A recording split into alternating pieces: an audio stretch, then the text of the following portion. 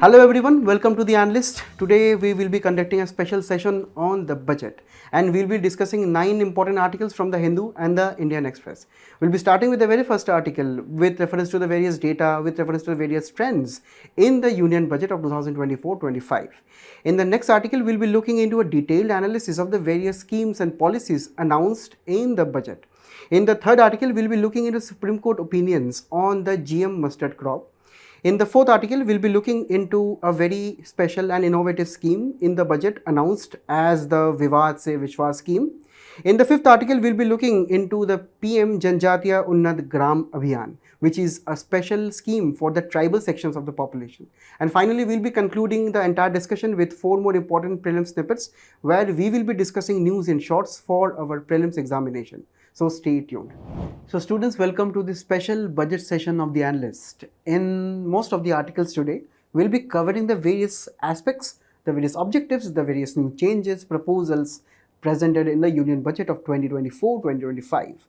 And here, with the very first article, we'll be looking into the various trends, into the various data, and with reference to some of the major changes in the budget.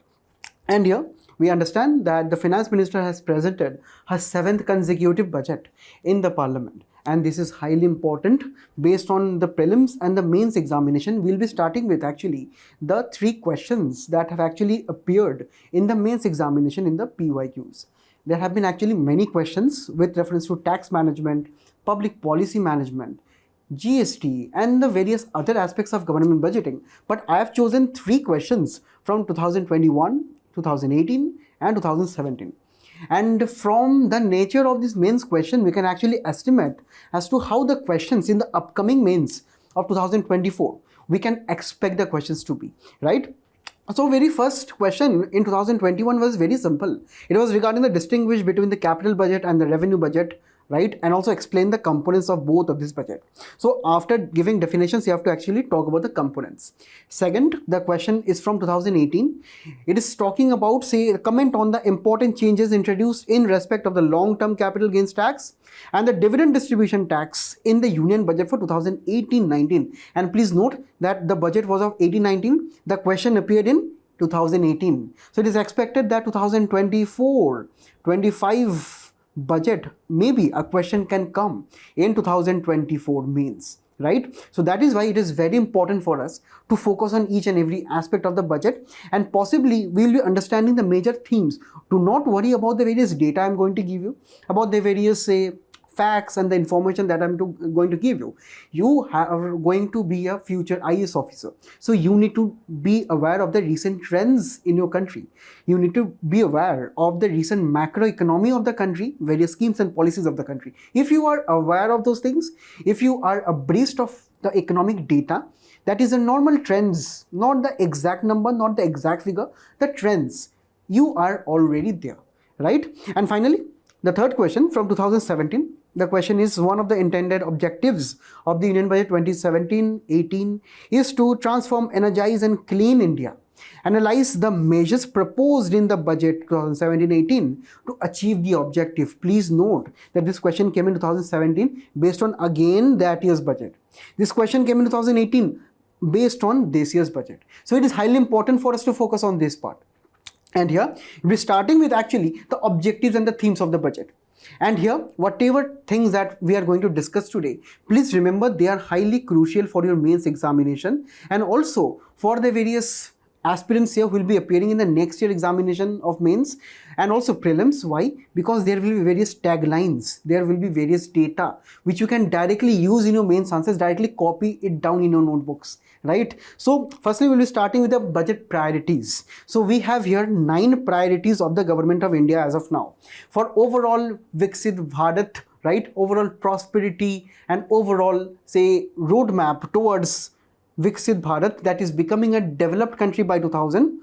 1947, and you know India is celebrating its 75th year of independence, right, 2-3 years ago, and that is when the Amrit Kal of India also started. So it is actually the interest of your own answer writing quality that you should be using these kind of words. So the main 9 priorities will be productivity and resilience in agriculture, manufacturing and services, infrastructural aspects, employment and skilling, urban development, innovation, research and development, inclusive human development and social justice, energy security, and finally next generational reforms. Next generational reforms, we are generally talking about the cooperative federalism and the various aspects of Indian polity, that is the center and the states working together hand in hand, hand in glove, by making, or actually having the ambition of making India a Viksit Bharat by 2047, which will be completing our 100 years of independence. And we know that from the time of independence, before and during and also till now, right, we are having many issues based on various social aspects and various economic aspects, various political aspects, and that is why the budget has come with a very innovative word, right? That is the 4 major castes. Now you will be thinking about the 4 major castes according to the Varna system of the Indian society. It is not. According to the budget, according to the government of India, the 4 major castes that need immediate approach and immediate affirmative action, immediate, say, assistance by the government of India are actually the Garib, that is the poor sections of the population, the Mahilaye, that is the women, the Yuva, that is the youth of the nation, and finally the Annadata or the farmers. So the government of India overall has focused their budget and made the budget very inclusive according to various experts and also according to the various government officials and the ministers. This is why this year's budget is actually being touted as being one of the most inclusive budgets in the recent years. And here we'll be starting with very basic concept of the budget. In the very beginning, we know that the term budget is not there in the Constitution of India. Right? What is there is actually the annual financial statement according to Article 112. Right? So it is very important for us to understand firstly that the term budget is not directly there in the Constitution of India. And in the comments, can you all tell me who was the first finance minister in 1947 who presented the budget for the very first time in India? So I want all of your answers in the comments. Right? And here, when we talk about the budget, right, it has various components. It was also asked in 2021, as I showed you, right? The main 2 components are from the receipt side and the expenditure side. It is very easy to understand that the receipt side of the budget is actually concerned with the receipt of money from various sources of the government. That means we can generally tell that receipt side is the income part of the government. Right? And expenditure part is obviously the monies that the government is spending on various services and the various goods for the people of the country. So when coming back to the receipt side, we understand that receipt side is again divided into 2 aspects: revenue receipts and capital receipts. Now the day-to-day expenditures of the government, right, which is not creating any assets nor any liabilities for the government, are actually known as the revenue receipt. Right? For example, the taxes, the non-taxes, right? For example, within the taxes, we have the direct taxes, corporate income tax, personal income tax, and so on. We also have the various GST, customs, right? So these are all known as the tax receipts of the government of India, which is coming under revenue receipts, and also the non-tax receipts such as commercial revenue of the government, administrative revenue, dividend and profits. So all of this, right, all of this we can understand are not creating any new assets nor liability. This is just day-to-day receipts that the government are actually getting from the various aspects, from the various governance side of the country. On the other side, government also receipts from the sale of some assets, right, or say the receipt of some loans from someone.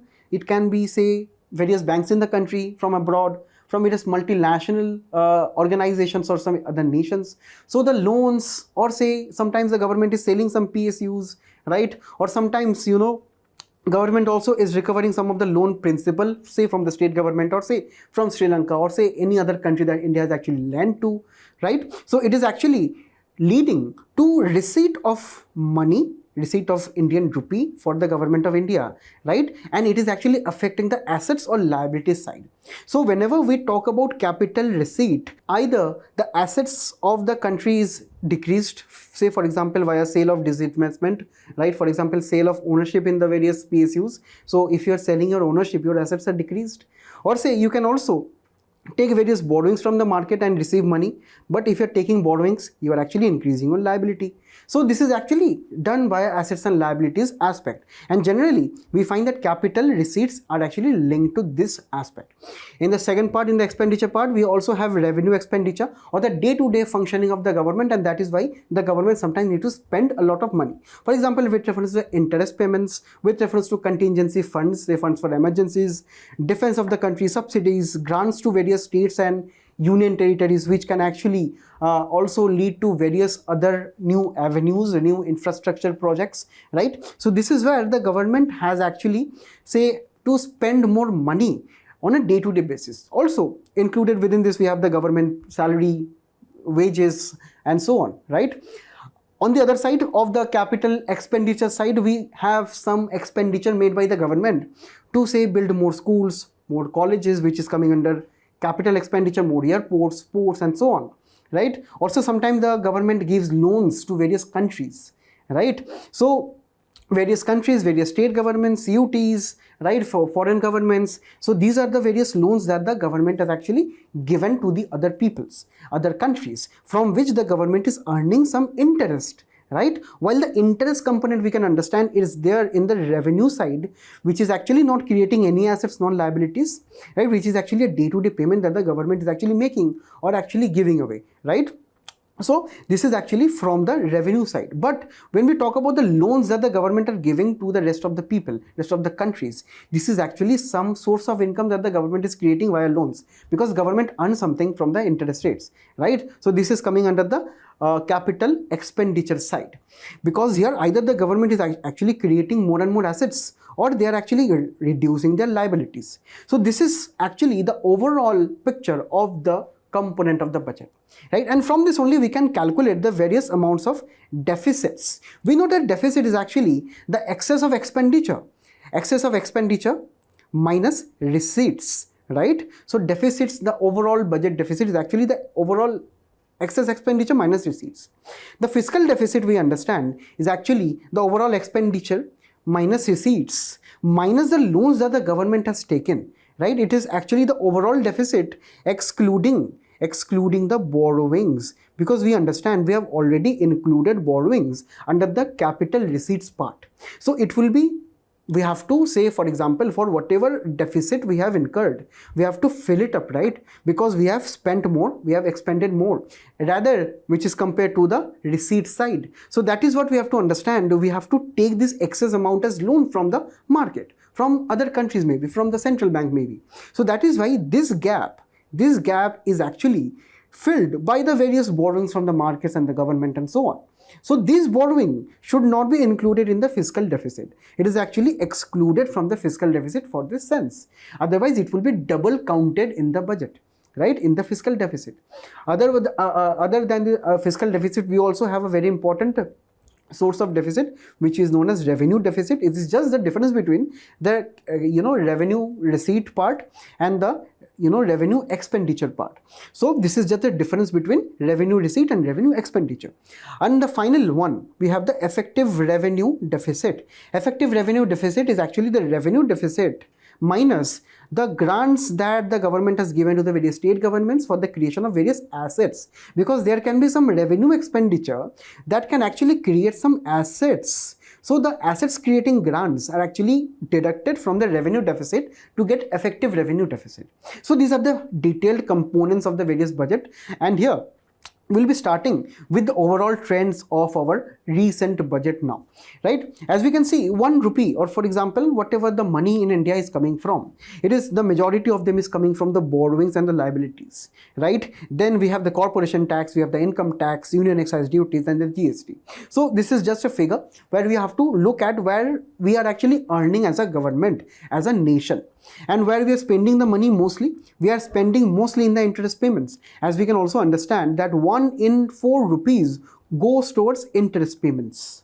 So we can understand the interest payments are the biggest chunk of where we are actually paying rupee to. That means that India's liabilities are actually very, very high, and particularly the past liabilities are very high. That means the Indian government, which has taken loans in the very past few years, the government is actually requiring to pay a lot amount of interest right now, right? Which is actually a very important concept of intergenerational equity, because we know that if our previous generations have taken debt, we have to pay the debt right now, as is reflected by this figure. Then we have various other expenditures. For example, for the various government schemes, central sector schemes, subsidies, defense, right, which is around 8%. It is very important that you should be remembering some very important sectors and their contribution to the GDP, right? So defense is 8%, and the pensions are 4%, right? The centrally sponsored scheme are again at 8%. So these are the various ways in which the rupee is actually spent.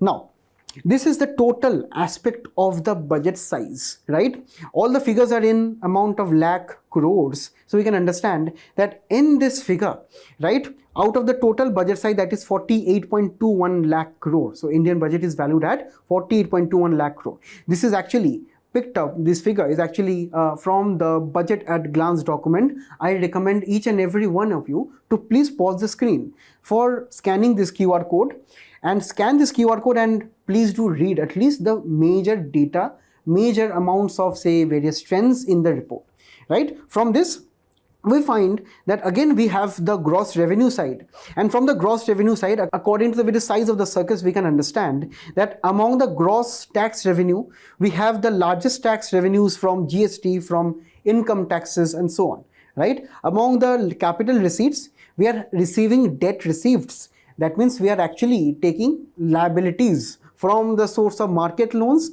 or small savings and state provident accounts, right? On the expenditure side, we are actually spending a lot on schemes and policies. That is around 20 lakh crores, or around, say, 40 to 50% of the entire budget, right? So we are having central sector schemes, right? And also the various centrally sponsored schemes. The central sector schemes, we can understand it is located, actually given for various subsidies, economic services, and food, fertilizers, and so on. So also you can calculate the percentage by taking the number and the total budget size, right? So it is highly important that you actually figure out some of the important sectors such as food, social services, petroleum, right? And some of the transfers to the states, right? And also the general services. So you can actually code them in the mains answers.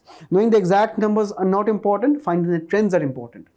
And here, when we look at the composition of the expenditure, we find that the government is spending mostly on the central sector schemes, followed by other central sector expenditures, followed by the establishment expenditure, centrally sponsored scheme, other grants, and finance commission grants.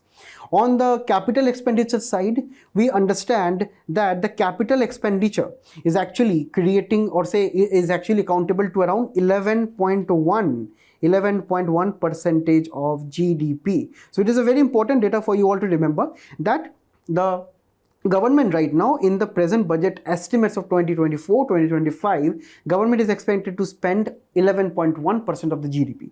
And in the comment section, you let me know two to three major infrastructure schemes, right, which you expect that the government will be promoting in this financial year, right? In the comments, you let me know.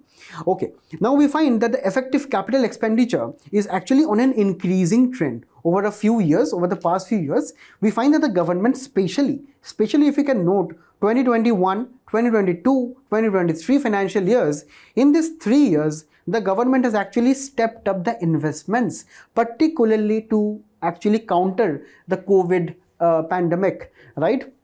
Now, if we can actually look at the various expenditures and actually the areas where government has actually declined some of the expenditures, or it is actually having some amount of less schemes and less policies and less focus on this kind of aspects. So we find that with reference to Manrega, government allocation is decreasing. Now, the exact allocation, exact figure, exact graph is not important for your examination, that you should be exactly replicating this. But yes, what is important is that recently Manrega, old age pensions, widow pensions, Ayushman Bharat is remaining stagnant, right, or say PM Poshan, these kind of schemes, as you can see here, they are declining. That means government is spending less and less on them over a period of time. So what is important is actually the trend of some social welfare schemes which are declining over a period of time.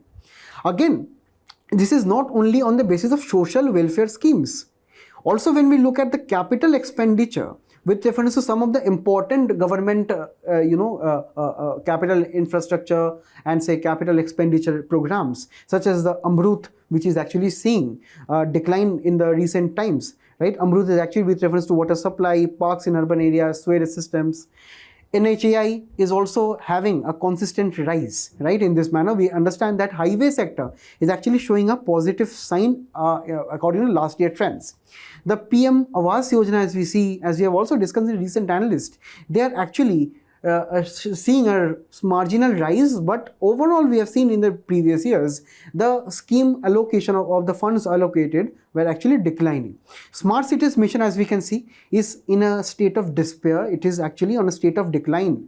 And also when we talk about FEM, which is a very important initiative for promoting electric vehicles in the country, the same allocation is actually decreasing after an initial increase, right? And also with reference to the various other aspects of say Awas Yojana, the rural component of Awas Yojana, right? It is actually quite healthy. But what we have to take away from all this data and the trends, right, are some of the government schemes where the schemes allocation have been decreased and some of the schemes where the schemes allocation are actually performing well. But overall we can see both from the social welfare side, from the capital expenditure side, the government is spending overall at a less volume, because the government right now is actually focusing on fiscal consolidation, as you can see in this particular say fiscal deficit as a percentage of GDP side.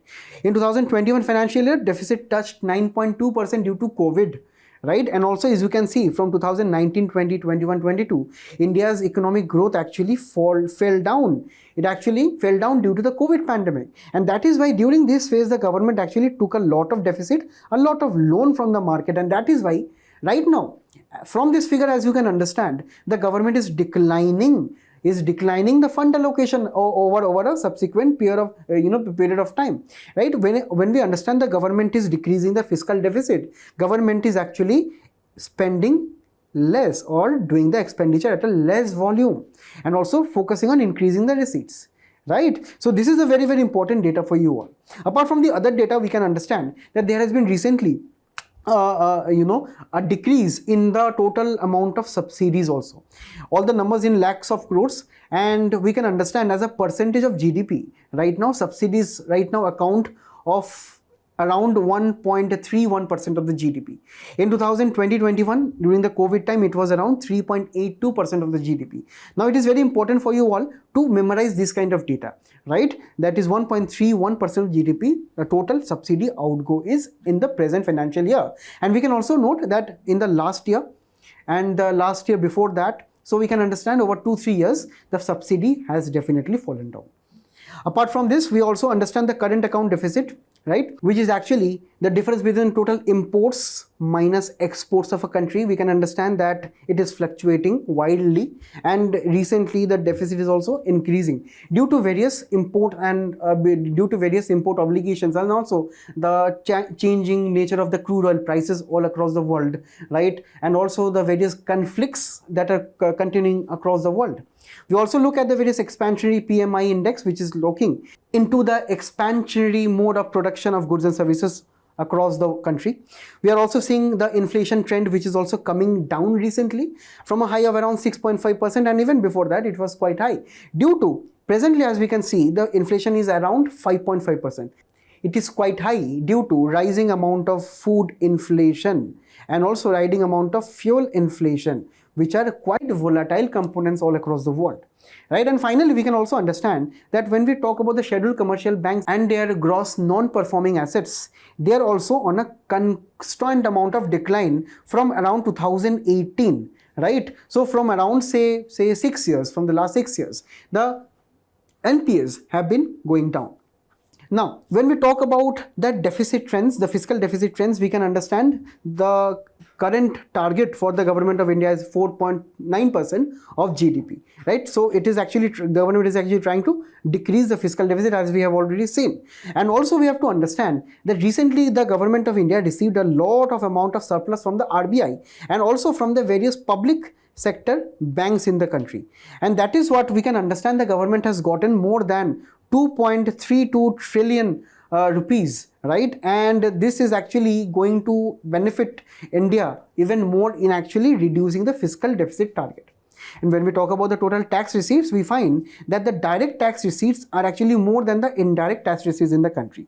And also, as we can see, over a period of around the last 2-3 years, the tax collection, on both levels, direct and indirect taxes, they have been increasing, right? And also as a percent of GDP, as we can find, it is just around 12% of GDP, right? Which is actually very, very low.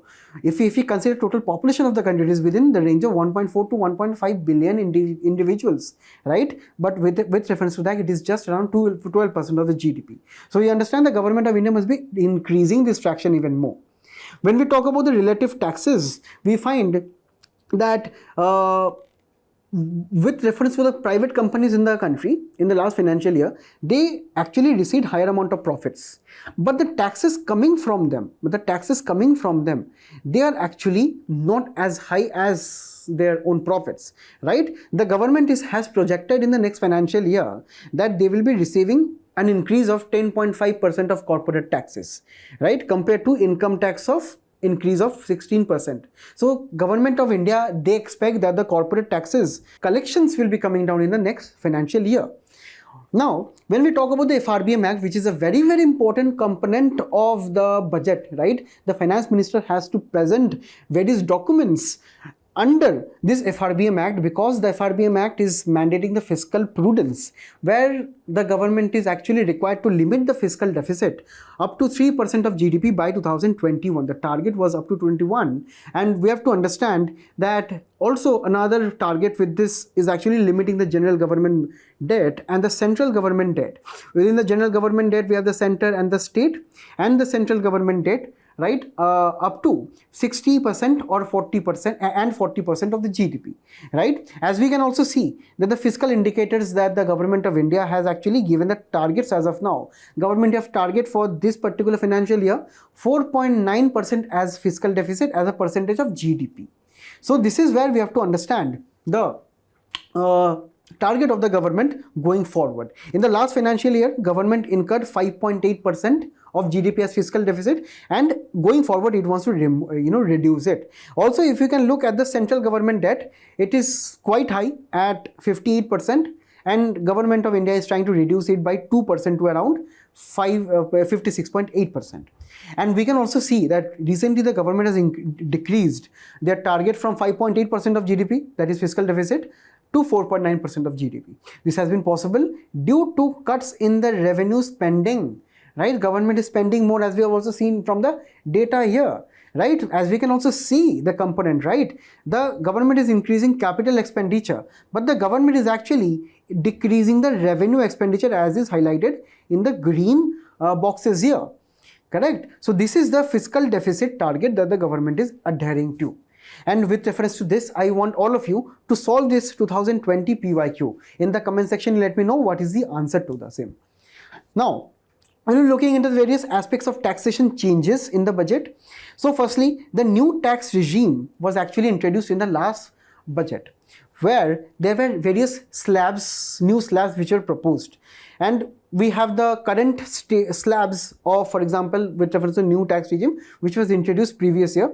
We have various income slabs of people, that is income from 0 to 3 lakhs, 3 lakhs to 6 lakhs, 6 lakhs to 9 lakhs, 9 to 12 lakhs, then from 12 lakhs to 15 lakhs, and finally above 15 lakhs. According to this, we have various taxation criteria. That means whatever the individuals will be falling into the various slabs, they will be required to pay the various taxes.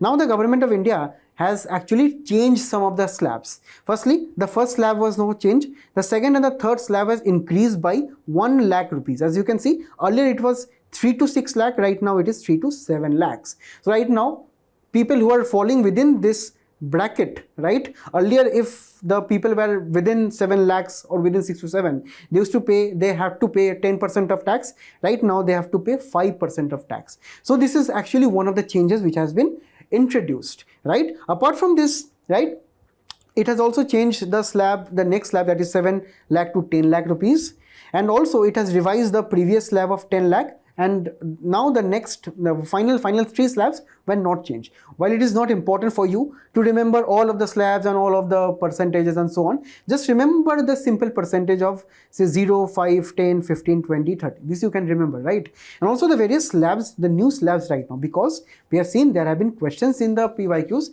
related to various taxation changes. And another change, this was change number 1. Another change that the government did is actually increasing the standard deduction of your salary, of the various salaries of the people, right? That is, say, from 50,000 to 75,000. To understand this, imagine this very simple example. Suppose your annual salary income is 7,50,000. Right? And out of this, you are getting a standard deduction of 50,000 rupees. That means on your total income, you are getting a flat rate of say 50,000 rupees that is deducted. And on the new provisions right now, with reference to this standard deduction has been increased by 25,000 to 75,000. So you are having more 25,000 of deduction from your income, so that you can actually save more taxes. Applying various rebates under various sections of the income tax, you will be liable for around 17,000 more savings in taxes. So it has actually made the taxation rates more simple, and also made taxation rates quite cheaper. Now the government has actually changed some of the capital gains tax, due to which previous day, right, the stock markets also saw a slight dip, right? Firstly, the long-term capital gains tax was raised from 10% to 12.5%, right? And the short-term capital gains tax, it has been raised from 15% to 20%.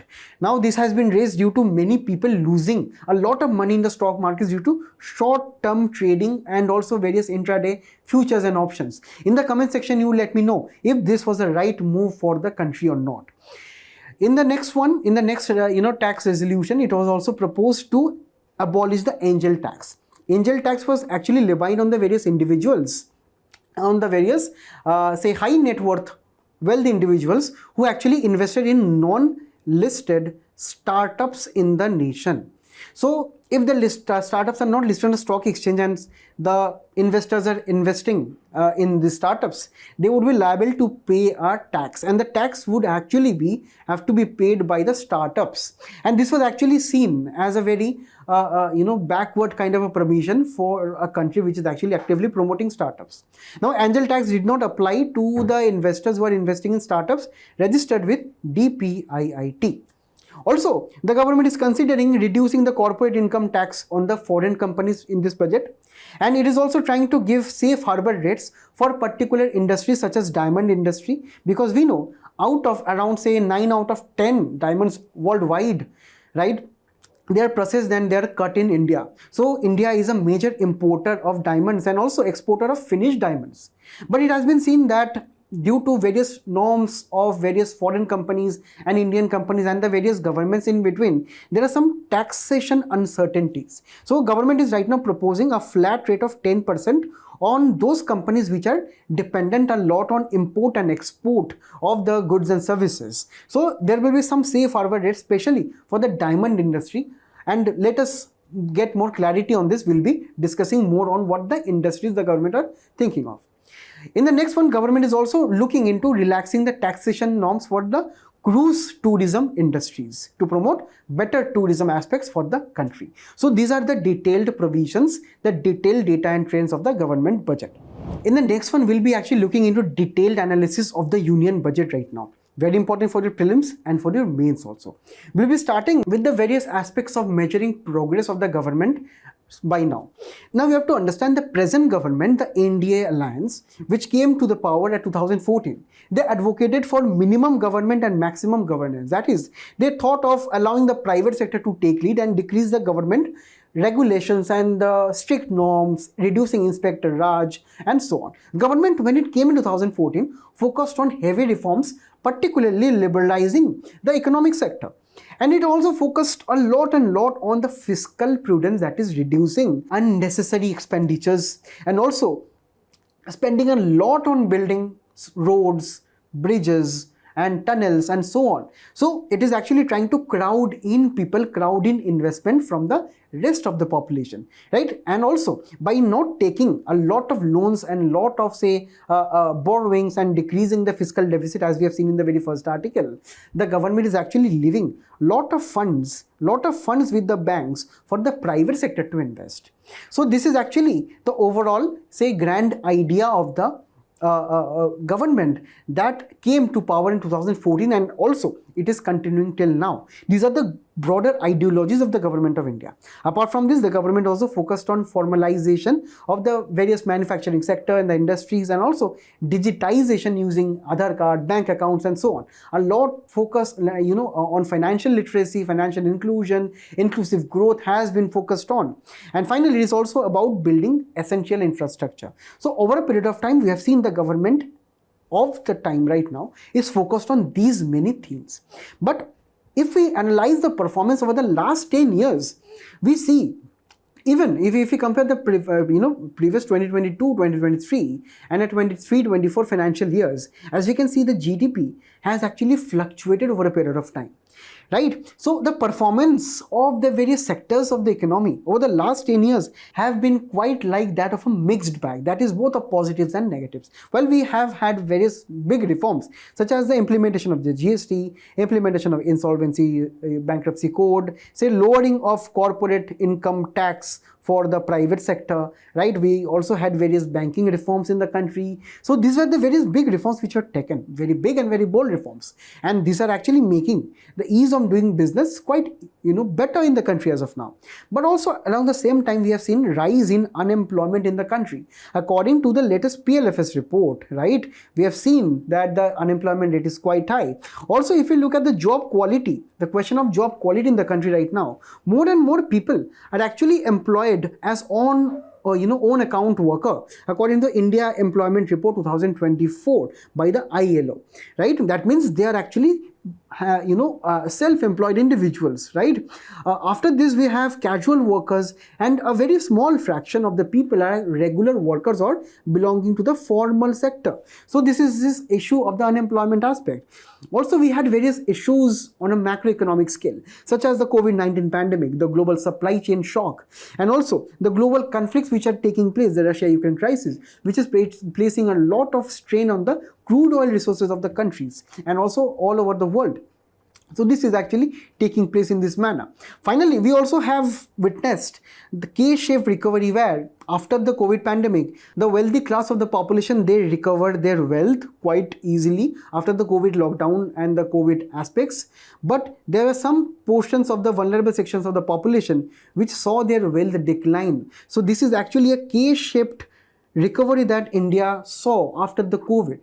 Right? So this is also one of the worrying trends, and that is why the government of India can also learn from the various failures, from the various issues on the economy side, and that is also accurately reflected via the rural wages, which are seeing stagnancy over a period from 2014 to 2023 right now, 24 right financial year. We find that the wages have increased by only around 5 to 6%, or say a maximum of 10%, not more than that.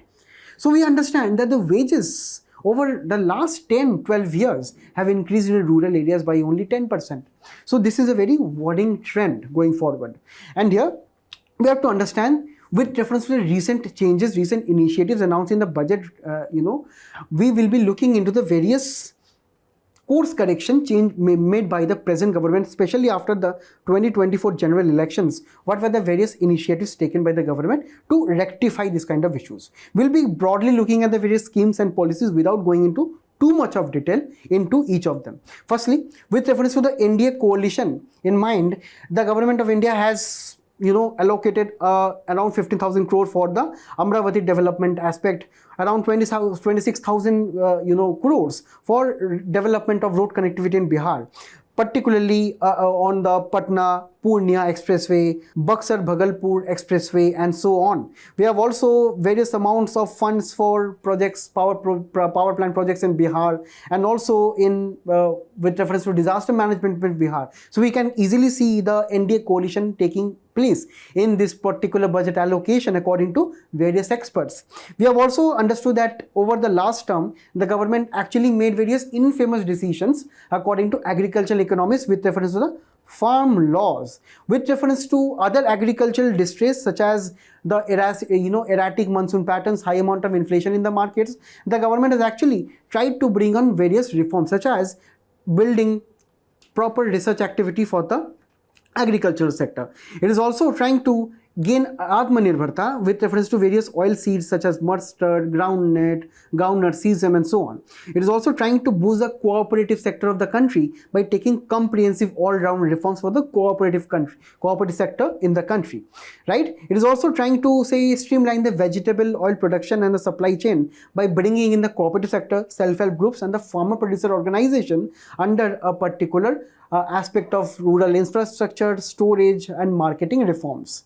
And right now the government is also through the budget is also trying to develop new varieties of crops that will be more productive. In some of the next articles, we'll be also looking into the recent push for natural farming. We'll be looking actually what natural farming is in the prelim snippet part. But it is right now, the government is right now promoting natural farming along the entire length and breadth of the country, right? And here, 10,000 need-based bio-input resource centers will also be constructed for the natural farming part. Government is also promoting a lot of marine industry, particularly via production of shrimp production and export, and also promoting digital public infrastructure in the agricultural and the rural industry, right? Via issue of Jan Samarth based Kisan credit cards, and also digital crop survey and the land survey using digital public infrastructure, right, within 3 years. So this was the agricultural part. With reference to the jobs and skill part, according to the former governor Raghuram Rajan, he said that the PLI scheme, the production linked incentive, actually did not create too much of formal jobs because the PLI sectors are very capital intensive sectors. India has a surplus of labor. So we understand that as a labor intensive country, we must be promoting more and more labor intensive sectors. In the comment section, you give me 2-3 examples of labor intensive sector in the nation. So we understand that according to the words of Raghuram Rajan, the proposed Micron semiconductor plant in Gujarat, right?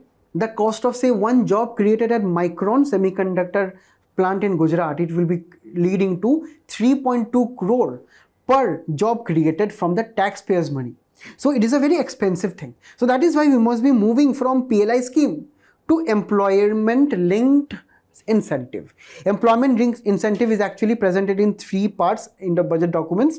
Scheme A will be for first timers who will be receiving 1 month wage to all the new people who are entering job in the formal sectors in 3 installments up to 50,000 rupees, right? And we have to understand the scheme B of the component will be actually linked to first time employees, and the incentive to both employee and employer for EPFO contributions in the specified scale will be given for the first 4 years by the government of India. So it is actually promoting more and more social security aspect via the EPFO. And in the third scheme, the scheme C, the government will be reimbursing the EPFO contributions of the employers to the employees up to 3,000 rupees per month for the initial 2 years of the new people who are entering jobs. So this will be leading to more and more disposable income of the people. Right? Apart from this, the government also focusing on a lot of skilling programs where 20 lakh youth will be skilled over a next 5-year period. 1,000 industrial training institutes will be set up and be upgraded in hub and spoke model. Course content will be designed according to the demand of the skill in the industry right now. We will be also seeing higher participation of women with reference to collaboration, with reference to the various hostels and the various creches which will be set up with collaboration with their workplaces.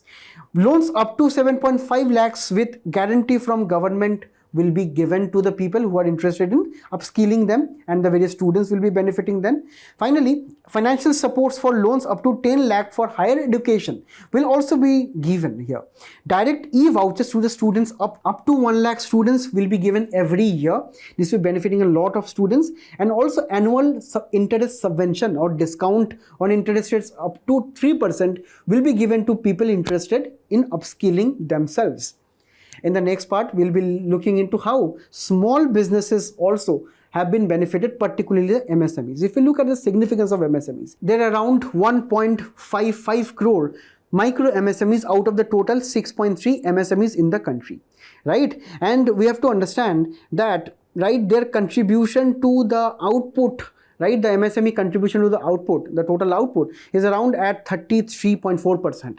They also contribute more than 40% to India's exports, and around, say, more than 10 crore people are employed in the MSME sector. That is why the government has also introduced the credit guarantee scheme, where whatever the loans, whatever the credit that the MSMEs will be taking, the collateral, the guarantee will be given by the government sector, right? Apart from this, there will be enhanced scope for mandatory onboarding on the trades portal. It's a portal where the MSMEs can actually trade or exchange their raw materials for easy cash on this government portal. So it will be made mandatory for the MSMEs to actually receive cash, right? And the government will be actually looking into the final aspects here.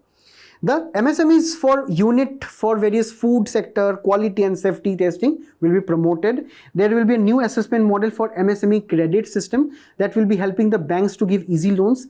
For the Mudra loans, the limit has been enhanced up to 20 lakhs from the current 10 lakhs under the Tarun category. We have the Tarun Kishore categories under the Mudra loans. So the limit has been raised, so the more MSMEs can be taking the loans here. The credit support to MSMEs has been risen. And here, in the next part, we'll be looking into how the center have recognized that they cannot do everything alone. So it has actually launched a lot of initiatives for the state governments. Firstly, center has set up 50-year interest-free loans to the state governments to a tune of $1.5 trillion. And we have to understand that recently the government of India gotten the RBI surplus and the various surplus from the state banks, right? And this is actually one of the reasons why the government is actually giving a lot of money to the state governments as interest-free loans for 50 years, right? So it is actually giving loans for various infrastructure development and component part, right? Apart from this, we have to understand that from the very speech of the finance minister, it has been understood that the political landscape in India is changing.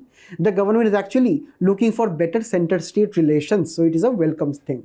Also, the government is actually supposed to work with the states on land reforms, labor reforms, according to the finance minister in a budget. Also, there would be around 100 cities who will be witnessing the construction of industrial parks, and this will be leading to better regional development of the states too. And also we find that the rural and the urban land related actions will be taken with reference to unique land parcel identification number or Bhu Aadhaar for all lands in the country, right? There will be survey of map divisions as per current ownership. There will be also linkages to the various farmer registry to create a particular land record. Land records in urban areas will be digitized with GIS mapping, right? Digitization of cadastral mapping will be facilitating the urban local bodies, and also the establishment of land registry will be done in the urban areas. With reference to the other changes, with reference to infrastructure, particularly with reference to the bullet train and the railway development, this has been given some equity support from the government. Apart from this, we know that 3.4% of GDP, that is around 11,111 crore rupees will be targeted for the infrastructure sector. 1.5 lakh crore rupees will be given as infrastructure loans, 50-year loans, as we have seen, to the state governments. Phase 4 of the Pradhan Mantri Gram Sadak Yojana, which was also covered in the Analyst session just a few days ago, will also be given around to the tune of 25,000 rural inhabitations. Irrigation benefit program will also be given, right, in the area of Kosi region, and also assistance to Assam, Himachal Pradesh for flood management, and to Uttarakhand and Sikkim for losses due to cloudburst event recently. Flash floods will also be given here. With reference to the urban development, stamp duty will be reduced with reference to encouragement to various state governments. The street markets will be developed into various huts under the Pradhan Mantri Swanidhi program, a scheme where the urban street dwellers, urban migrant workers, they can actually get funds for various street food, for various entrepreneurial activities. The transit oriented development will also be given to particular cities, to large cities who have a population of more than 30 lakhs, where maybe the metros will be constructed. The water management aspect will also be looked into, where 100 large cities will be given bankable projects, will be given funds for the various water management and sewerage management facilities. With reference to the Pradhan Mantri Awas Yojana 2.0 urban component, more and more people will be given subsidized houses at the earliest possible. And finally, we'll be also seeing some regulations with reference to the rental market in the urban sector. With reference to some of the other changes with reference to energy security, there will be a joint venture between NTPC and BHEL to construct a thermal power plant using state-of-the-art architecture and also compliant to energy security aspect. Also, government will be looking into various industries where emissions are very hard to reduce, right? Such as old coal thermal power plants and so on. So it will be looking into those industries and will be actually creating a roadmap, a strategy to liberate them from the various polluting aspects. Investment grade audit of the various MSMEs in the country will be also taking place with reference to the various too much polluting MSMEs, and also development of taxonomy for climate finance, such as climate bonds, such as various aspects of climate finance, green finance will be taking place. With reference to productivity, the various digital public infrastructure applications into e-commerce, into health, into law and justice, MSMEs, logistics, education, right? So, or the application of technology with reference to various public services will be looked into. Also, there will be various there have been various proposed reforms by the SEBI with reference to the insolvency bankruptcy code. So, it is actually making business easier to do so. And finally, there will be services of the Center for Processing Accelerated Corporate Exit, which will be making business exit very easy for the existing business in the country. So these are all of the reforms, most of the reforms that we have tried to present you within this particular aspect. Now, with reference to some of the other changes with reference to tourism, we find that the development of Vishnupad Temple Corridor and the Mahabodhi Temple Corridor will be inaugurated in Bihar. A comprehensive initiative for Rajgir will also be undertaken. The development of Nalanda University will also be taken, and also special assistance to Odisha to develop the beaches and the surrounding places, temples will be also taken up. And finally, at the last aspect, we will be looking into the innovation and research and development, where Anusandhan Research Fund will also be set up for basic research and prototype development. Apart from this, a pool of 1 lakh crore will be given to the private sector to increase their investment in the country. And finally, a venture capital fund of 1,000 crores will be given to the space economy, right? To increase the space economy by 5x in the next 10 years. So these are all the initiatives taken by the government of India for this particular budget, and most of the most important provisions only we have discussed here. In the next one, we'll be looking into the recent Supreme Court observations on the genetic modified mustard. And in the split verdict, that is 1:1 verdict, the Supreme Court on July 23, 24, right? 2024 has ruled against the approval of the commercial release of the genetically modified mustard in the country. It is very important for science and tech in the prelims part, and also in GS3 we have to look into the awareness of the biotechnology in the country. Firstly, if we look at what is genetic modification, it is actually also known as transgenic or hybrid organisms. This means that in such organisms there are 2 or more genes which are present, and we are modifying a particular organism to make it better. And when we talk about modification with reference to crops, we can take a regular fruit and we can actually modify the fruit to make it insect resistance and say yield better amount of productivity and so on. So here we understand a regular fruit or regular crop or regular organism can be actually fitted with various amount of bacterial genes, various amount of insect genes, right, to actually make it insect resistance. So this process is known as genetic modification. And when we talk about the DMH11, which is the variety, GM variety of mustard in the country right now? Firstly, we have to talk about the Genetic Engineering Appraisal Committee. It is under the Ministry of Environment, Forest and Climate Change, and it is mandated under the Environmental Protection Act of 1986, and it is the final authority for recommending the commercial use of any GM crop in the country. The final authority at the government side to approve the market side is the cabinet. So far the cabinet has not approved the GM mustard, but the GEAC has actually approved for the commercial release, recommended the final commercial release of GM crop in the country.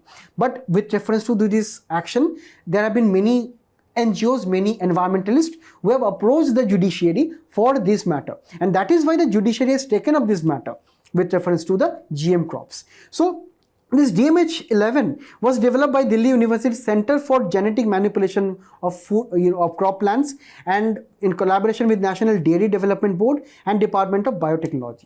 So it was made possible with the transgenic modification of 3 organisms. Firstly, the RNA fragment of a bacteria, then the Indian Varuna variety of mustard, and the Eastern Europe variety of early Hira 2 variety of mustard.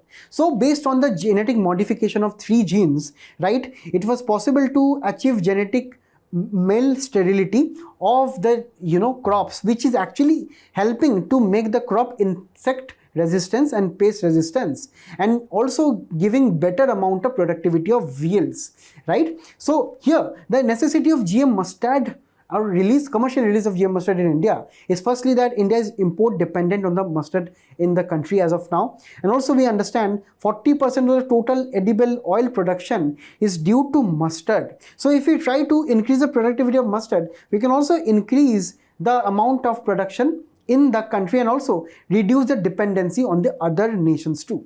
It can also lead to better amount of farm income and doubling the farmers' income by improving the productivity, and also will be aiding the food processing sector in the country, because mustard oil is used in a lot of food producing industry in the country, right? But we have to look into the various advantages and the concerns of the GM crops. Firstly, we understand obviously GM crops are having better yields. It gives 20% more yields. Also, we find that GMO research is also progressive, and better amount of GM crops are going on. Also, as we can see, India is only having the GM crop as the BT cotton, which is having the commercial release and commercial production in the country as of now. BT cotton is the only GM crop. But for mustard, for maize, for various amounts of other brinjal or other kind of chickpea kind of agricultural crops, the trials are still going on, and the trials are giving better results. Also, GM crops are having better amount of pesticide and herbicide management, because they are actually engineered to be better at pest management and herbicide management. So it also reduces the amount of chemicals involved, leading to better amount of environmental better amount of environmental conservation by reducing amounts of chemicals, reducing amount of soil moisture loss, and reducing amount of environmental degradation. It is also leading to better food security, because genetic modification can also be coupled with fortification of various vitamins, various minerals within the crop itself, right? But there are some concerns. Studies are uncertain with reference to the yields over a long period of time. It can be right now the short-term yields are increasing, but over a long period of time, it is not yet clear as to what would be the impact on the soil, on the environment over a long period of time, because we do not have a 10-year, 20-year, 50-year long study on the GM crop, because GM crops are very new.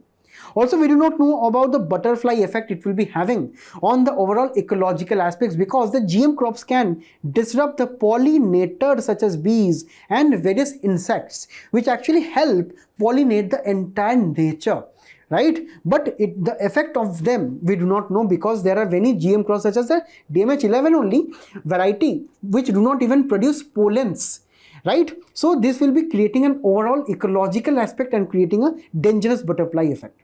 It may also lead to growth of super weeds, which even grow resistance to the GM crops. Then it will be creating a bigger problem going forward. The longer health concerns, the health issues are also not clear as of now, and maybe it can also create unemployment going forward, because it will be displacing a lot of manual labor going forward, right? Because better productivity will be you will be requiring less amounts of labor, right? So this can be also leading to unemployment going forward. And this is why this case recently under the Gene Campaign versus Union of India, another case in which the Supreme Court has clarified this is violative of the Article 21 and ruled against the commercial sale. While this particular case has been referred to a larger bench because the verdict was 1:1 between the two judges, but overall it has been understood that it is violative of the Article 21 because of the various concerns highlighted here, right? Because of the various environmental concerns, soil concerns, of the various amounts of concerns with reference to health safety issues. So we understand that the Supreme Court has also taken notice of this. Also, Supreme Court earlier set up a technical expert committee in which the committee earlier told that GMO regulation system in the country is in a complete disarray. The system is not proper and needs to be set right. And also said that the herbicide tolerant crop should be totally banned in the country due to environmental concerns, due to health concerns, and due to inconclusive research on GM crops as of now. So it also took a note of this committee report, right? And finally, Supreme Court also gave us a new term known as public trust doctrine, where this doctrine is telling that resources like air, sea, water, forest, these are natural resources of the country, right? And natural resources are a gift of nature to us, and they should be freely available to anyone irrespective of their status in their life. So this doctrine is saying that public at large is a beneficiary of all the natural resources, and the state is just a trustee. That is, the protector, that is actually under the legal protection of the constitution or of the various statutes in the country, right? So in the comment section, you let me know what do you think of this public trust doctrine and its application in this particular GM crop case. And also, finally, the GEAC is also alleged to have more reliance on the foreign research of GM crops rather than Indian research of the GM crops. So this is what the Supreme Court is very concerned of, and that is why this has been referred to the larger bench, and we will be also seeing what happens in the next few months or the next few years on this particular case. With reference to GM crops, I want all of you to solve this PYQ from 2018 from Prelims in the comment section below. In the next one, we'll be looking at Vivad se Vishwas, which was launched, the third component of the same has been launched in 2014 for resolution of certain income tax disputes in the country. Now here, we understand that the Central Board of Direct Taxes, right, or the Central Board of Indirect Taxes and Customs collect taxes and also resolve various disputes related to taxation. There are many individuals who try to evade taxes, who do not file their taxes properly, and due to which there can be various disputes. So in 2020, right, the Vivad se Vishwas, that is, say, conflicts to proper amount of trust. If I look into the literal translation into the English part, right, firstly, it tried to give relief to the MSMEs by actually resolving a lot of disputes. And also, if you can look at the data, the CBDT data, we find that as of 2020, total number of cases pending, tax disputes pending was around 5 lakh cases, and the demand for tax were around at 19 trillion rupees. And most of the cases which were settled on the Vivad se Vishwas were from the central PSUs and also from the various aspects of other sectors of the corporate companies and individuals. Now in 2023-24 budget, the Vivad se Vishwas component 2 was actually launched to resolve the contractual disputes between the government agencies and the various other aspects. And finally, the Vivad se Vishwas 2024 component has been launched to solve the various income tax disputes pending in appeal cases. So this is a particular scheme which is trying to settle the income tax returns disputes and the various tax compliance norms. And here the proposals right now, and in addition to this particular scheme, right, in addition to the appellate side and with reference to the various dispute resolution in the appeal cases, the government of India is also increasing the monetary limits for filing appeals to direct taxes, excise and service taxes in the tax tribunal to high courts, to Supreme Court, to the tune of around 60 lakhs, 2 crores and 5 crores. That means if your tax dispute is falling up to this particular amounts, you can appropriately approach the tax tribunals, high courts or Supreme Court. The main focus is reducing the litigation aspect, because tax litigation is not a good thing for the country or for the business. And also it is also trying to ensure certainty in international taxation, because there are various foreign companies, there are various aspects which are involved internationally. And also it is trying to expand the safe harbor rules to the various sectors of the country. Particularly, we have also discussed earlier that the GM sector, the diamond sector, industry sector, it is trying to have tax certainty. So it is also proposing 10% of slab rates across the countries, across the companies which are involved in this amount of import-export business.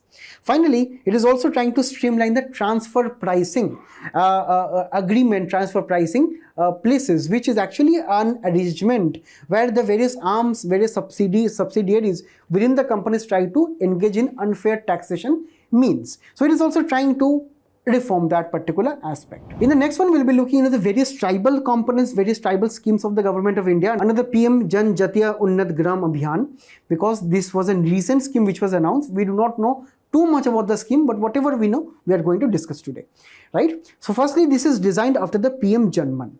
And if you look at the PM Janman, it is covering around 18 states and 1 union territory, and covering around 75 PVTG communities. PVTG communities were actually the 75 tribal groups out of around more than 500 tribal groups across the country, located in these states, as we can look here. These are the tribal groups which are, having very less amount of access to basic facilities such as roads, telecom, electricity, modern way of life, and so on. It was initially recommended by the Debar committee recommendations, and right now there are many government schemes, particularly the PM Janman, which is trying to promote around or increase amount 24,000 crore for the tribal people, right? Empowering 7 lakh households, and based on the various amount of, say, building pakka houses for them, building proper amount of accessible water, roads, solar power projects, and also the hostel facilities, education facilities, and the rest of the government scheme. So it is a kind of an umbrella scheme for the tribal population in the country. But here, this PM Janjatiya Unnat Abhiyan is actually trying to empower villages and the tribal communities, not only for the PVTGs, but also for the other tribal populations.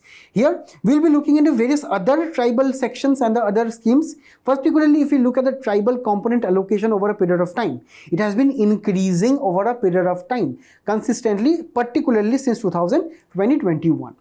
With reference to another important tribal scheme, we have the Van Dhan scheme, which is actually empowering the SGs, right? The self-help groups of the countries which are actually having a lot of amount of tribal components, right? They will be trained with reference to various skills. They will be also given opportunities to market their products such as tendua leaves and various tribal community products, right? They will be also forming clusters for various food processing industries and various involvement of corporate sector in PPP or public private partnership model in empowering the tribal population. In addition to this, we have also other schemes such as Adivasi Mahila Sashaktigaran Yojana, which is giving loans up to 90% of the scheme, up to around 1 lakh rupees, right, at a very highly discounted rate of 4% interest rate. We're also having micro credit scheme for self-help groups, where loans are provided to the tune of 50,000 per members and 5 lakh rupees per self-help groups at concessional interest rates. We're also having Adivasi Siksha Rin Yojana, which is also giving financial assistance up to 5 lakh rupees. After this, we also have education initiatives such as the various amount of say schools and colleges built for the tribal population, such as every block of tribal people will be having 50% tribal population, and at least everyone must be having a proper amount of education facilities. The target is actually to set up lots and lots of Eklavya model residential schools. Eklavya model residential schools are the schools where a lot of emphasis is provided to have empowered tribal education, including, say, various amount of local livelihood aspect, high school infrastructure, college infrastructure, and also the sports infrastructure in partnerships with various government entities and also with private entities. So these are all the various important government schemes with reference to tribal population you need to take care of. In the next 4 articles, we will be looking at prelim snippets in brief. We'll be starting with natural farming as we have seen, which have been proposed here. So natural farming is using Bij Amrita, Jeev Amrita, mulching and Vapasa.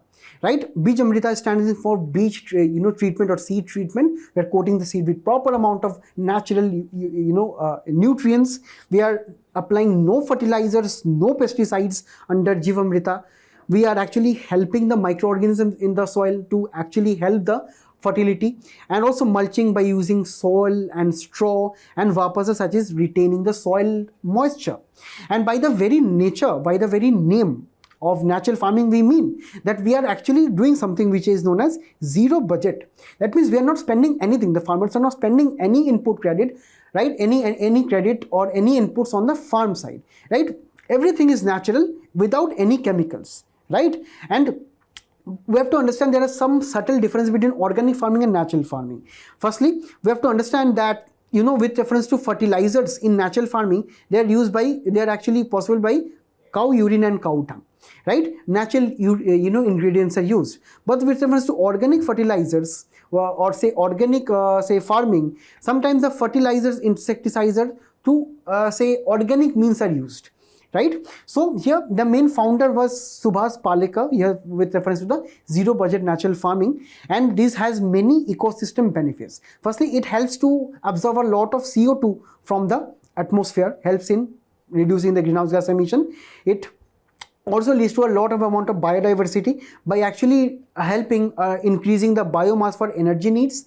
It also helps in phytoremediation, which is a process by which the soils, the plants actually helps filter water by reducing the amount of contamination in the water in particular areas with a heavy trove of trees and natural farming practices, right? It also helps in reducing the natural runoffs and helps the use of natural soil unity and also the water use, right? It is actually in compliance with the sustainable developmental goals.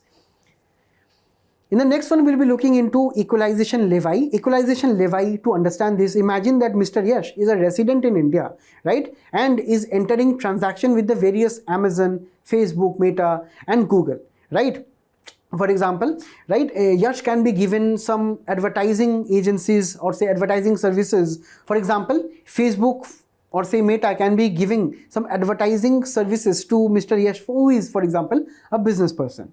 So whatever services the non-resident companies are giving to the residents of the country, in essence, it means that they are doing business with the people, right? So in those aspects, the equalization levy was actually levied back in 2018-19. So it was actually charged at 6% of the total consideration paid to a non-resident not having permanent establishment in the country, right? For only any transaction that is exceeding 1 lakh rupees. So the specified services would be online services, advertisement, any provision for digital marketing, any facilities for purchasing online advertisement, or any other notified by the central government. In 2020, it was modified to bring in e-commerce platforms also, right? And they will be charged at 2%. So right now the union budget is actually thinking of abolishing the equalization levy. We have to look into what would be the final aspect of the same. The next one will be looking into ASEAN and Quad, because recently the summits for the same will be also done. And here we have to look into the mapping aspects firstly. Firstly, if you look at the ASEAN member nations, we have Myanmar, Thailand, Cambodia, Singapore, Indonesia, Malaysia, Brunei, and the Laos and the Philippine countries. So it has to be understood that all of the Southeast Asian nations are there, and India is only having the borders with Myanmar if we consider, right, with reference to the neighborhood aspect. Also, Quad summit is going to take place. See, Quad is the full form of the same is Quadrilateral Security Dialogue. Is not a formal alliance. It is an informal alliance of India, Japan, Australia, and the US. The primary objective is maritime security, addressing climate change, addressing COVID pandemic when it was at its peak, and finally it is also seen right now as a means to counter China. right? It is not a very formal alliance, it is a loose decision making agency which is not having again formal decision making agencies such as NATO or the United Nations. Alliance is maintained through summits, meetings and information exchanges and military drills, right? So this was all the important things that you need to know here. And finally, we'll be looking into the EU climate monitor, because according to EU's climate monitor, the increasing amount of greenhouse gas emissions is increasing the amount of extreme climate events abroad. And here the Copernicus system is very important for us to understand if we talk about the EU climate monitor. Now, the Copernicus system is actually an initiative of the European Union here, and this is a constellation of various satellites doing land monitoring, satellite monitoring, air monitoring and the maritime monitoring. It is being used, it is all over the data that is actually gotten via the Copernicus system is fed into various climate change variable data, and it is processed using supercomputers by various academic expertise at various data archives all across the Europe. And finally, everything related to climate change with reference to future scenarios of climate, forecasting, climate monitoring, atmosphere monitoring is done. And finally, this whatever the results and aspects of the same are used by the industry, government, scientific community and the public as a whole. So firstly, it starts with the satellites generating data on climate, and finally processing of the data, analysis of the data of the various atmospheric conditions and so on, and finally the application part is done, and finally it is being used by the public as a whole.